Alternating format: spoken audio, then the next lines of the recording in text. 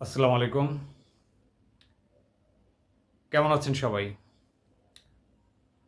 আসলে দীর্ঘ অনেক দিন আমি বিভিন্ন ধরনের নানান সমস্যার কারণে কোনো ভিডিও নিয়ে আসতে পারিনি। এজন্য আন্তরিকভাবে দুঃখিত।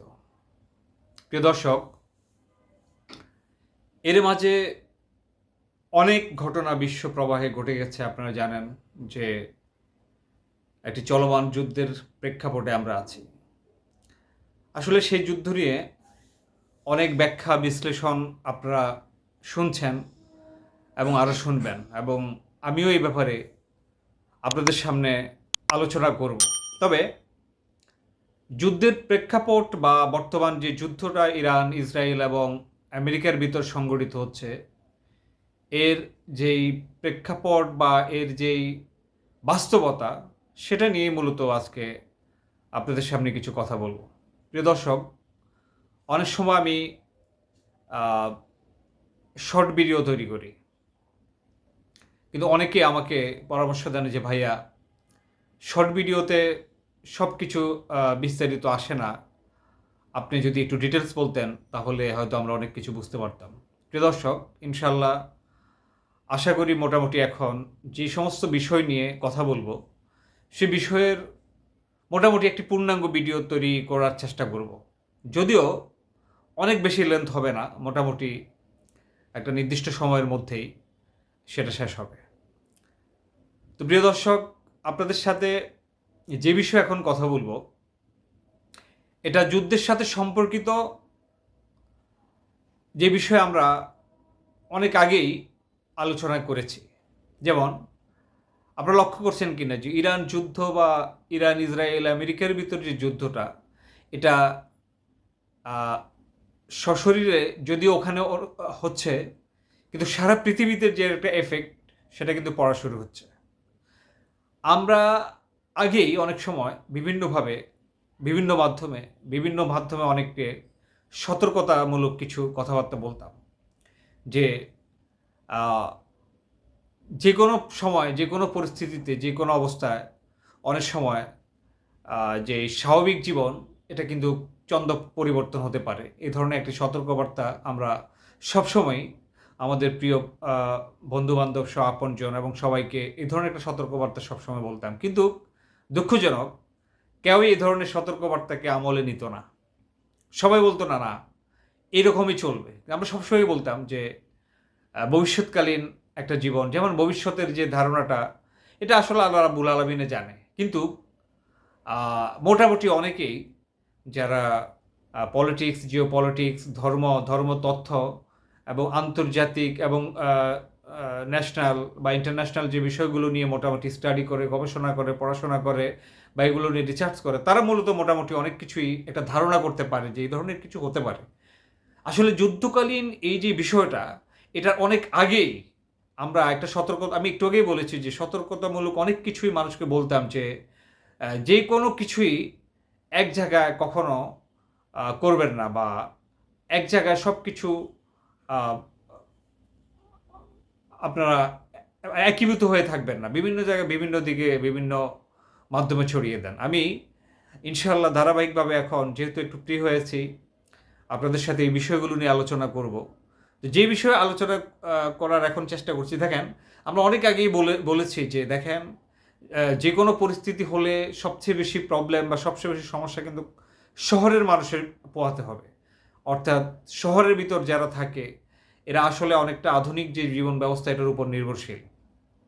আর আধুনিক জীবন ব্যবস্থার অন্যতম যে মাধ্যম, সেগুলো হলো বিদ্যুৎ, গ্যাস এবং প্রাকৃতিক তেল। আপনারা এখন লক্ষ্য করছেন যে বর্তমানে বাংলাদেশ সহ সারা পৃথিবীতে যে জ্বালানি যে তেলটা, এটার জন্য একটা হাহাকার হয়ে গেছে। যুদ্ধের জন্য যে তেলের দামটা বেড়ে গেছে, এটা এখন বাংলাদেশের অবস্থায় আপনারা দেখেন যে 1 লিটার, 2 লিটার এই ধরনের তেল নিতে আমার 3 ঘন্টা, 4 ঘন্টা, 5 ঘন্টা, আমরা ক্ষেত্র বিশেষ একদিনও লেগে যায়।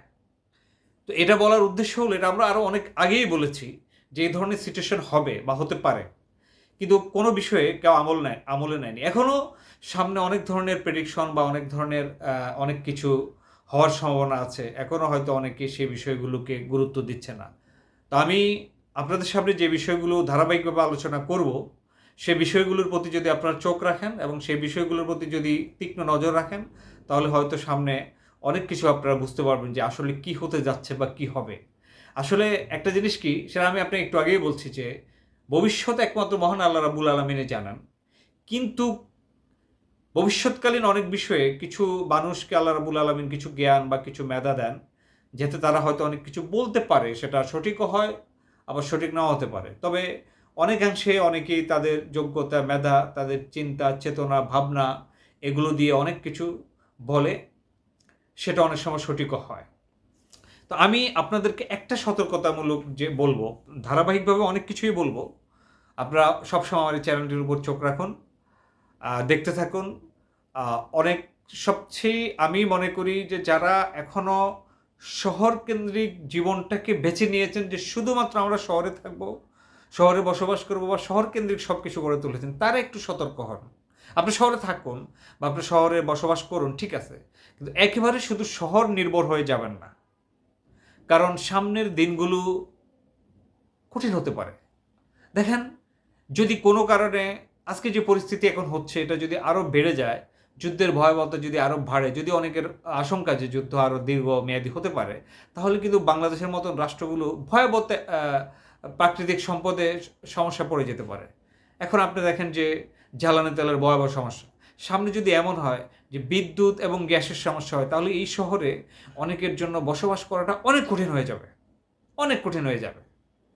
তাই এখন আপনারা হয়তো বুঝতে পারছেন না, সামনে শহরের লাইফটা খুব জটিল আকার ধারণ করবে। আপনি জাস্ট ভাবেন, কল্পনা করেন যে এক সপ্তাহে বিদ্যুৎও নেই, গ্যাসও নেই এই শহরে। গ্রামে যদি হয় তবু আপনি কোনো রকম নানানভাবে নানান ব্যবস্থা দিয়ে কোনো রকম চলে যেতে পারেন, কিন্তু শহরে যদি হয় তাহলে আপনি কী করবেন?